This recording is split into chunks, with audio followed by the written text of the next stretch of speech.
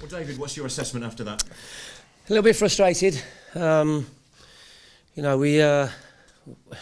a bit disappointed that we never got one of the penalty decisions. I haven't seen the one on the 18-yard line, but I've been told that he was on the line. So my interpretation of the laws is that you favour the attacking player, but I haven't seen that one. I thought the second one on Big Greg was a definite penalty. I mean, the lad was all over his shoulders and all over his back, and pulled him to the ground. But that being said, the first 20 minutes or so we were on top. We had a couple of good half-decent chances, and we're disappointed not to have got the 3 points. But second half, in fairness to Donny, in fairness to Dicko, they had a couple of chances themselves, and he's probably feeling the same. In terms of luck, you had a bit of luck at Middlesbrough, didn't you, with the handball from Henderson that went in, yeah. which everybody missed. I thought that was off his thigh. Does it balance itself out?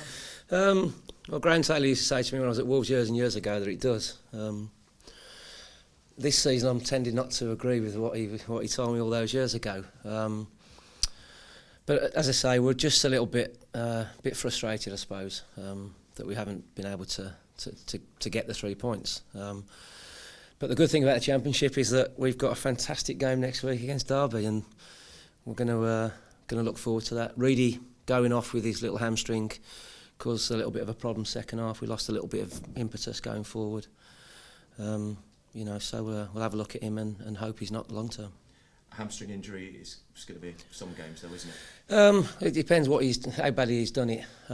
We took him off as a precaution. He flagged it up straight away. So that's why the substitution was made very quickly. But I just think we just lost a little bit of our edge going forward when Reedy came off. But as I say, we'd created enough early on that we could have done and got a goal and got the 3 points. What was it like having Billy back in the dugout? Yeah, well, he popped up and down. He was allowed to come back in. He chose to spend a little bit upstairs and then came back down again. But it's important. It's massively important for the team and for the staff as well that Gaffer's there with us. You mentioned next the big game against Derby County, and the games do come thick and fast. Is that the kind of game do you think you need, given the run that you're on at the moment? Yeah, absolutely. I think that let's make no bones about it. It's the most important game of the season for every single football supporter. The derby against your local enemies and rivals, and it's a game that all Forest fans are going to look forward to. And we'll get back on the training ground on Monday, get ourselves going again, start working on a few little bits and bobs, and hope for a positive result.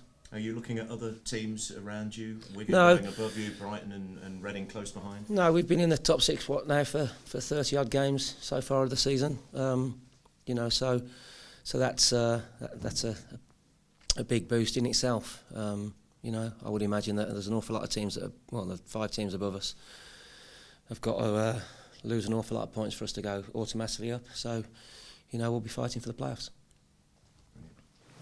How important is it, obviously, 6 league games now without a win, because of the teams that are now starting to be there? How important is it you do try and get this sort of win on the end? Yeah, well, as I said just a moment ago, we're disappointed we didn't get 3 points today. But we always set up very attack-minded, went with 2 strikers today. Positive substitutions as well, trying to force a goal and get a goal to make sure that we could get the 3 points.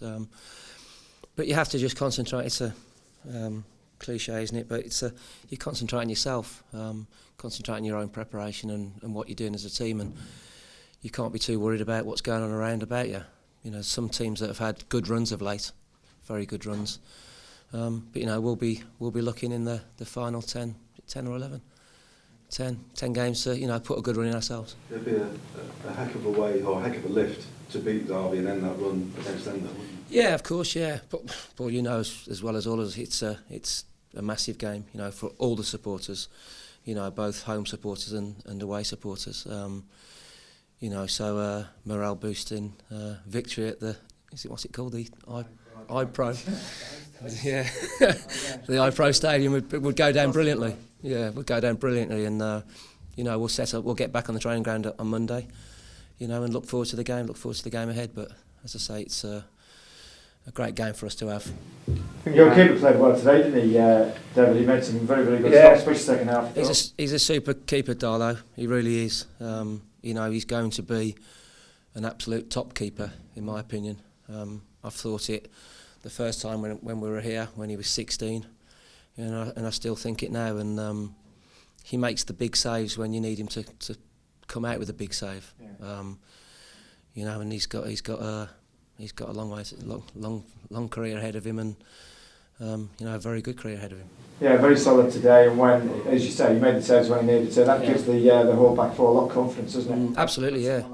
Yeah, absolutely. You know, they're very confident. We're fortunate at the club because the number 2 that we've got, Doris de Vries, is a number 1. You know, and Dozza hasn't had a look in all season because Darlow's done so well. Yeah. You know, so we are very, very fortunate with the 2 keepers, the 2 quality keepers that we've got at the club. Yeah. You know, talking about the top 6 as well, you may need a win at Derby next week just to keep you in the top 6. Yeah, absolutely. Absolutely, yeah. I'm sure they've got difficult games next week as well. Yeah, the thing about this run is, the one that you're on at the minute, is that nobody saw it coming because of how well... No. Nobody saw nine injured players either. I'm not going to harp on about that, of course, because you know but that's just the facts. But you know, if you know, I said to Paul last week, if Leicester had the 9 out that we've had out, it might be a different story. But you know, that's what it is. So. One who came in has done particularly well, though, Jonathan Green. He looked like. Yeah, Grandad. Yeah, he's done all right, isn't he? What do they call him? The crowd, Jesus or something. They call him. He's done well, Jono. You know, absolute massive credit to him because, you know, he's been working with Charlie with the under-21s. He's been playing under-21 football all season. But he's a tremendously fit, driven individual.